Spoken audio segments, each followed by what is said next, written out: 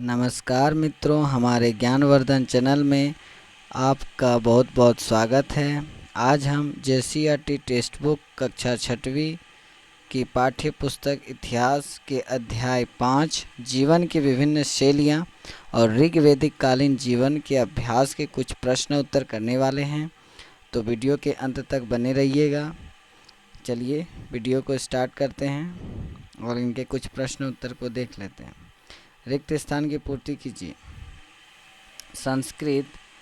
Sanskrit dash भाषा परिवार का हिस्सा है, तो संस्कृत भारोपीय भाषा परिवार का हिस्सा है, बताए थे। ऋग्वेद में गंगा नदी का जिक्र डैश बार हुआ है, तो ऋग्वेद में गंगा नदी का 1 बार और यमुना नदी जो है, यमुना नदी का जिक्र 3 बार किया गया है, ये पढ़ाए थे। ऋग्वेद में डैश वर्णों का उल्लेख है, तो वर्ण किसको कहा जाता था? जाति। जो समाज में लोगों की जो समूह वर्ग होते थे उसे 4 वर्गों में विभाजित किया गया था। तो ऋग्वेद में हमें कितने वर्ण मिलते हैं? 4। मेगालिथ डैश के प्रमाण होते थे, तो मृत्यु के स्मृति का प्रमाण होते थे। यहाँ पे मृत्यु की स्मृति कर दीजिएगा। मेगालिथ जो होते थे वह मृत्यु के स्मृति के प्रमाण होते थे।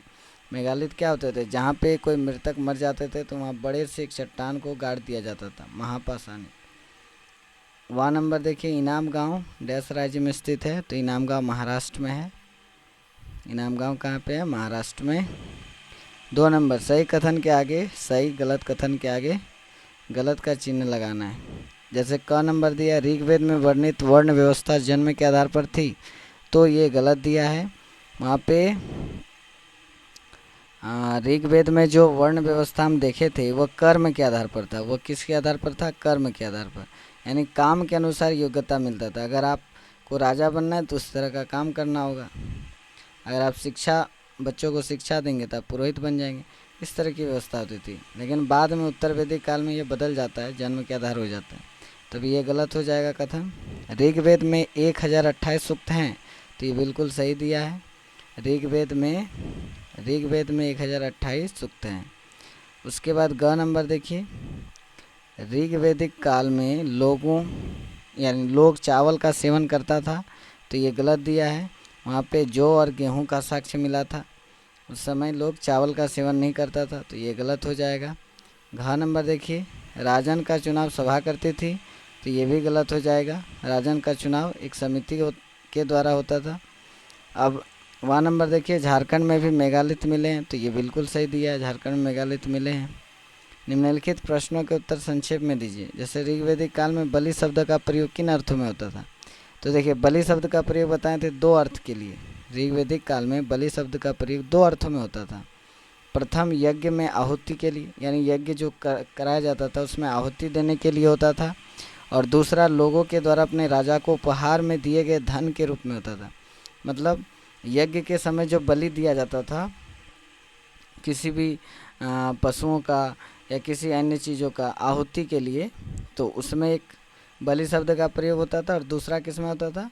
जो लोग राजा को उपहार देते थे धन के रूप में, उसमें होता था। तो 2 चीज़ों में रखिएगा, धन का, वहाँ बलि का 2 अर्थ होता था।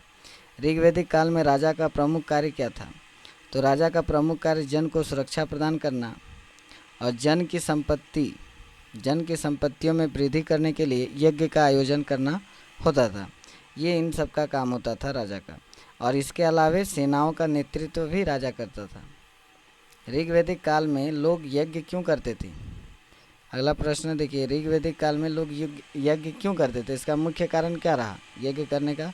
तो ऋग्वैदिक काल में लोग युद्धों में विजय, पशुओं और पुत्रों की प्राप्ति के लिए यज्ञ करते थे। अब मान लो किसी को युद्ध में विजय प्राप्त करना है तो उसके लिए यज्ञ किया, किसी को पुत्र की प्राप्ति करना है तो यज्ञ करते थे, किसी को पशुओं की प्राप्ति करनी है तो यज्ञ करते थे। तो ये सब कारण रहा। अगला प्रश्न देखिए, वेद कितने हैं?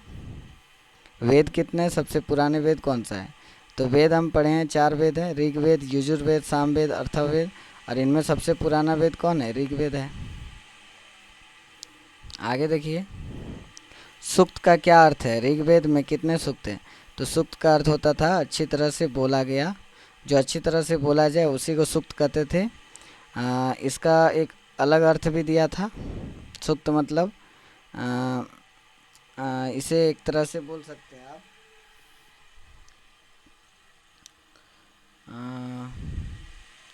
जो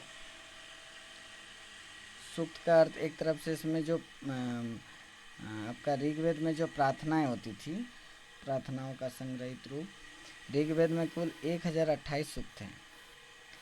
6 नंबर देखिए, महापाषाण का क्या अर्थ है? भारत में महापाषाणिक स्थल कहाँ कहाँ मिले? तो महापाषाण का अर्थ है बड़ा पत्थर। भारत में दक्कन, दक्षिण भारत, उत्तर पूर्वी भारत एवं कश्मीर महापाषाणिक पूरा स्थल है। इस तरह से हम देखते हैं कि महापाषाणिक स्थल जो है वो भारत के लगभग दक्षिण भारत के क्षेत्र में फैला हुआ है, भारत के दक्कन में है, उत्तर पूर्वी भारत में है, हमारा राज्य भी इसमें शामिल होता है, झारखंड भी इसमें, हमारा जो झारखंड है ये भी इसमें शामिल होते हैं, याद रखिएगा। तो आज की जो अभ्यास के जो प्रश्न उत्तर हैं हम ये ख़त्म कर लिए हैं। तो इस वीडियो का पीडीएफ जो है, इस वीडियो का पीडीएफ मैं डिस्क्रिप्शन बॉक्स में लिंक दे दूंगा, आप वहाँ जाके उसे डाउनलोड कर सकते हैं और पढ़ सकते हैं। तो मुझे आशा है कि वीडियो अच्छी लगी होगी। अगर अच्छी लगी हो तो इसे लाइक कर दें और अपने दोस्तों के साथ इसे ज़्यादा से ज़्यादा शेयर करें। और अभी तक हमारे चैनल को आपने सब्सक्राइब नहीं किए हैं तो चैनल को सब्सक्राइब कर बेल आइकन को दबा दें ताकि आने वाली अगली वीडियो की नोटिफिकेशन आपको मिल सके। तो धन्यवाद मित्रों।